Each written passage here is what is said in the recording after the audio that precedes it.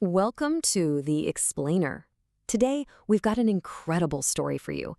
It's about a nation that literally disappeared and then made this amazing modern comeback.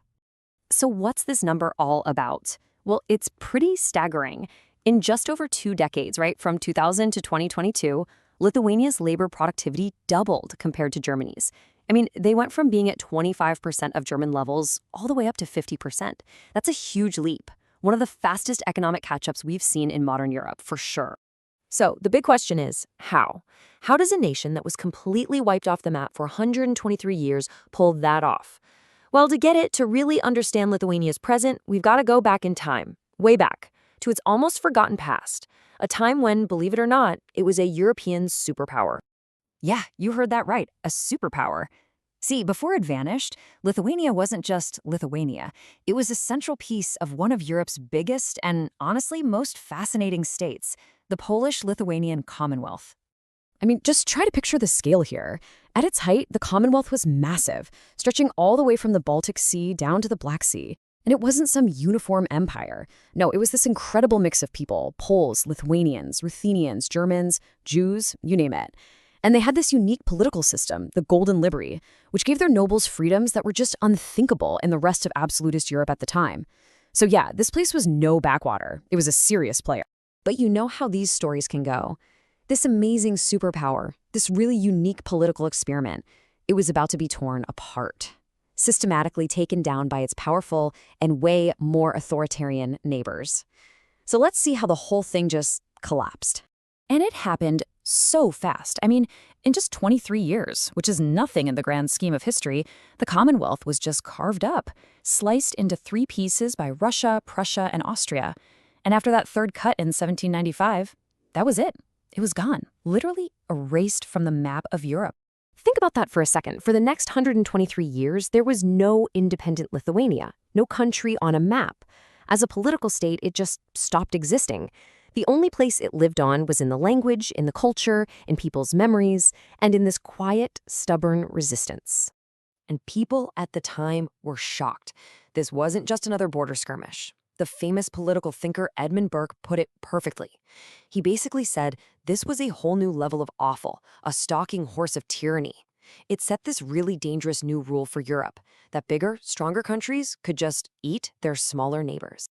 So, with most of old Lithuania now swallowed up by the Russian Empire, the fight changed. It wasn't just about getting land back anymore. This was a battle for survival, the survival of their entire identity. The official policy had a name: Russification. And you have to understand, this wasn't just about making them pay taxes or follow the Tsar's laws. This was a deliberate attempt to wipe out what it meant to be Lithuanian and replace it with a Russian identity. And what's the first thing you go after if you want to erase a culture? The language. After a rebellion in the 1860s, the Russian government came down hard. They banned printing Lithuanian books in their own alphabet and made it illegal to teach the language in schools. This was a direct shot at the heart of their culture. But here's where the story gets amazing. The people fought back in this really clever, brave way.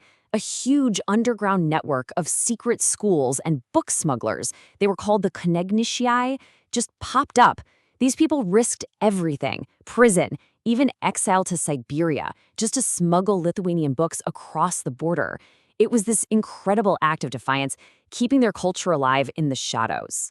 So fast forward, the 20th century was, well, it was brutal. World War I, a brief moment of freedom, and then, boom, World War II, followed by 50 long years under Soviet rule.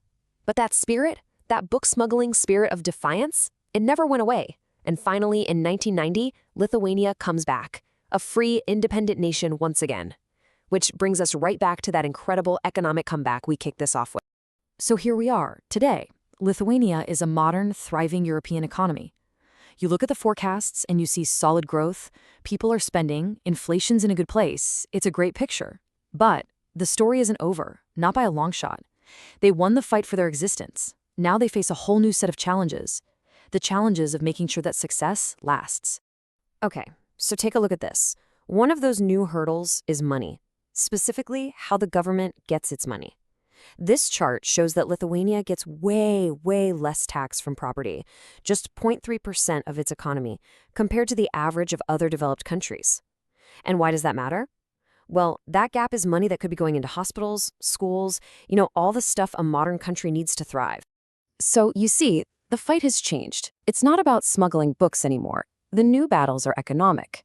They have to deal with an aging population, which is expensive. They need to figure out energy security and the whole green transition. And on top of all that, they're still working to close that economic gap with the rest of Western Europe and build up trust in their own government. It's a lot to juggle, all at once.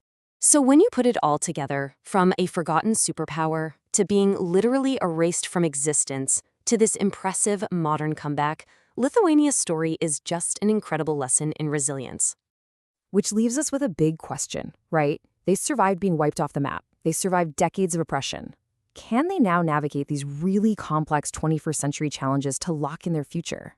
It's a question that ties all that history, all that defiance and survival directly to the choices they're making right now. It really makes you wonder what this nation that came back from the dead will do next.